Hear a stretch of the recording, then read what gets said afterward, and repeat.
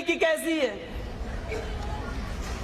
رگ وید، یجروید، اتروید اور سام وید سے آپ سوال کیجئے تم کیسی کتاب نہیں بتائیں گی؟ دنیا کی ہر کتاب خاموش۔ سوال کرو اے قرآن تو کیسی کتاب ہے؟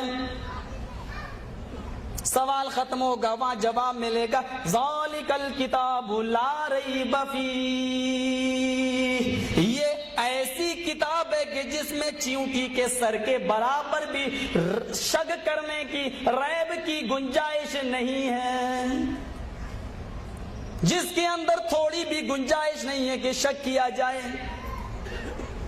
پھر آؤ دنیا کی ساری مذہبی کتابوں سے اور دھارمک گرنتھوں سے ہم سوال کرتے ہیں کہ آئے کتابوں تم یہ بتاؤ کہ تم کن لوگوں کے لیے اتاری گئی ہو، تمہیں کن لوگوں کے لیے دنیا میں اتارا گیا۔ کعبے کی رب کی قسم بائبل خاموش ملے گی، تورات خاموش ملے گی، رگ وید، یجروید، اتروید، سام وید خاموش ملے گی، گیتا اور رامائن مسکت ہوں گی، جواب ان کے پاس نہ ہوگا۔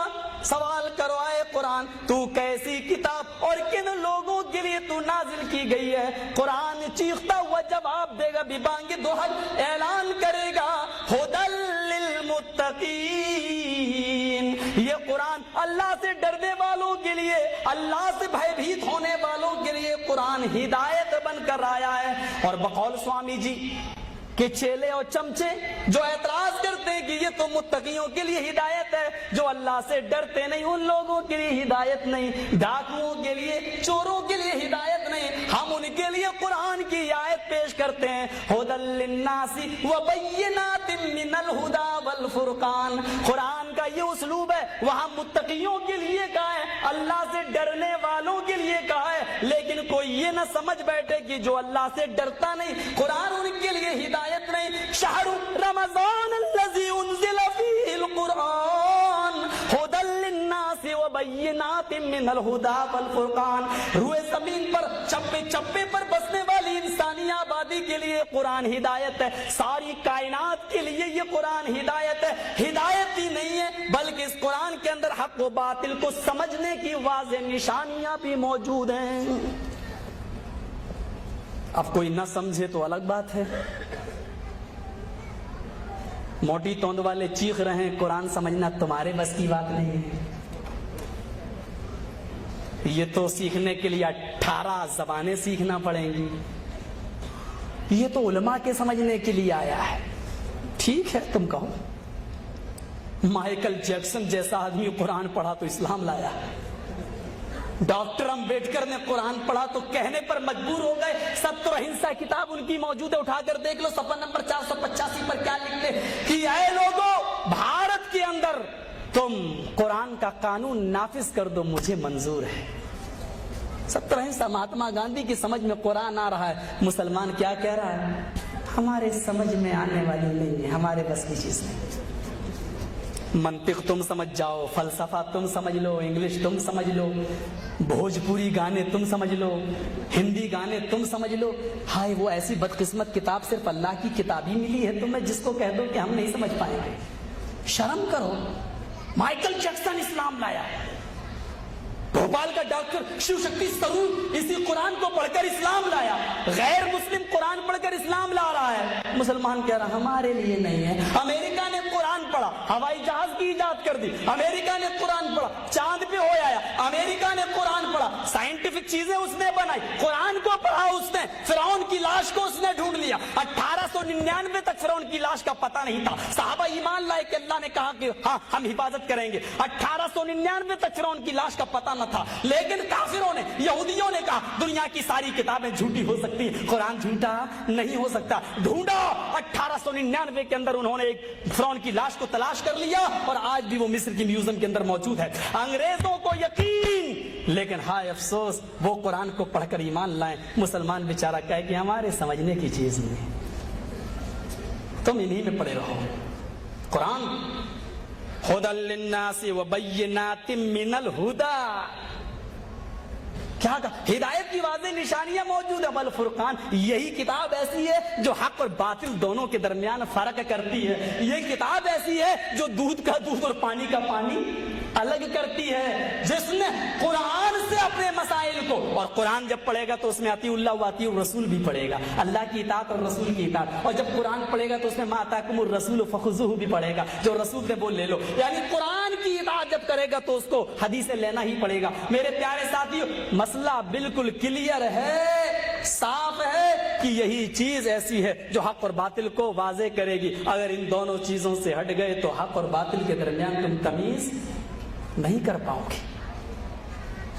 آئیے اور سوال کرتے ہیں، ایک سوال اور دیکھ لیتے ہیں۔ آئے کتاب، آئے تورات بتا کس مہینے میں اتری؟ خاموش۔ آئے انجیل بتا تو کس مہینے میں اتری؟ خاموش۔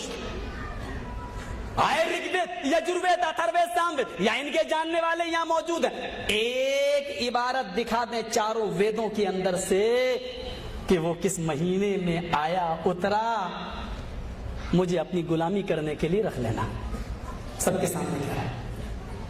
نہیں ثابت کر پائیں گے کہ کس مہینے میں اترا۔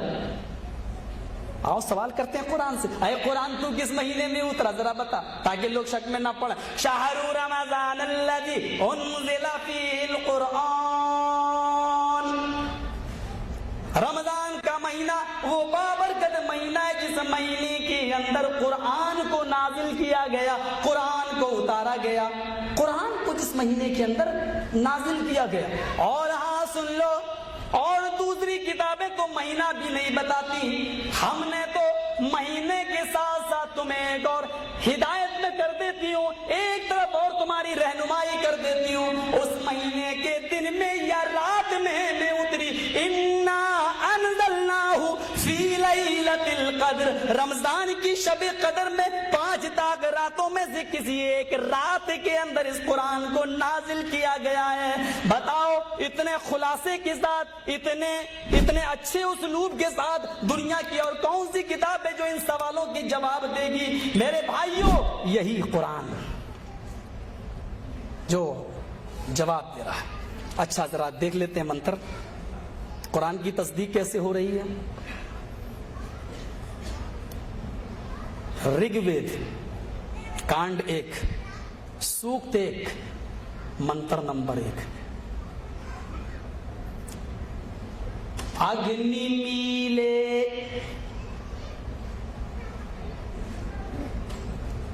اگنی میلے، میلے سنسکرت کا ایک شبد ہے۔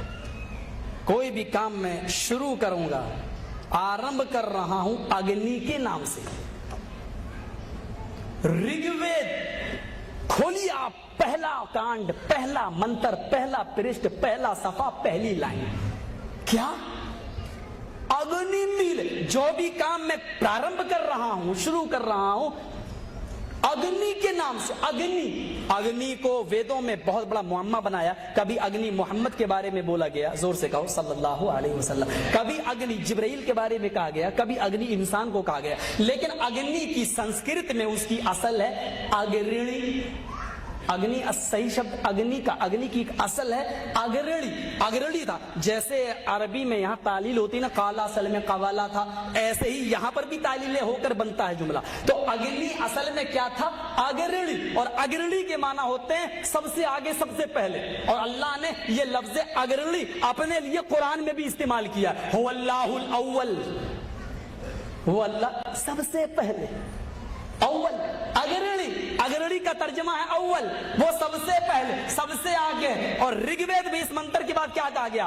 آخری جو کتاب ہوگی، انت میں جو کتاب آئے گی، اس کتاب کے اندر بھی پہلا جملہ یہی ہوگا، سمجھ لینا کہ وہ آخری کتاب ہے اور اس پر ایمان لے آنا۔ وید ویاس جی رگوید کے اندر کہہ رہے ہیں، اسی کے آگے اس پر ایمان لے آنا۔ قرآن نے سب سے پہلے یہی آیت اٹھائیے اور کھولیے، کیا ہے؟ بسم اللہ الرحمن الرحیم، شروع کرتا ہوں اس اللہ کے نام سے جو انتہائی رحم کرنے والا، بڑا ہی مہربان۔ اگنی میل، جو بھی کام کر رہا ہوں میں، پرارمب کر رہا ہوں، وہ اگنی، اللہ، سب سے اللہ کے نام سے۔ ذرا غور کرنا، اب ہمارے ہندو بھائیوں کا یہ دائتو بن جاتا ہے، یہ فرض ہو جاتا ہے کہ رگ وید کے آدھار پر وہ سب کے سب، آگے کا جملہ نہیں بولوں گا، انٹیلیجنس والے بھی آتے ہیں بیچارے، ان کو کیا کرنا بیچارے کو، کبھی کبھی 100 آدمی 1000 دکھائی دیتے ہیں، کبھی کبھی 1000 آدمی ہمالیہ پہاڑ کا یہ چھوٹا سا ٹیلا نظر آتا ہے، خیر کوئی بات نہیں، ان کا کام وہ کرے، ہم اپنا کام کریں۔ لکھ لیجئے گا اگنی میلے، اور لکھنے رہے لوگ، پہلا کانڈ، پہلا منتر، پہلا سب۔ آئیے دوسرا دیکھیے، مہی دیوسیہ سویتو پرشٹوتی، مہان ہے وہ دیوتا، مہی مانی مہان، مہی دیوسیہ دیوتا، دیوتا اللہ کے لیے بولا گیا ہے، پرشٹوتی پرشنسا تعریف، سویتو ساری کی ساری، مہی دیوسیہ سویتو پرشٹوتی، مہان ہے وہ دیوتا جس کے لیے ساری کی ساری تعریف پرشنسائیں ہیں، وہ بڑا مہان ہے، یعنی ساری کی ساری پرشنسائیں اور تعریفیں اس مہان دیوتا کے لیے ہیں۔ قرآن الحمدللہ رب العالمین، ساری تعریف اس اللہ کے لیے ہے جو دونوں جہان کا، کل کائنات کی پرورش کرنے والا، پالن پوشن کرنے والا ہے۔ قرآن کا اعجاز دیکھیے، آخر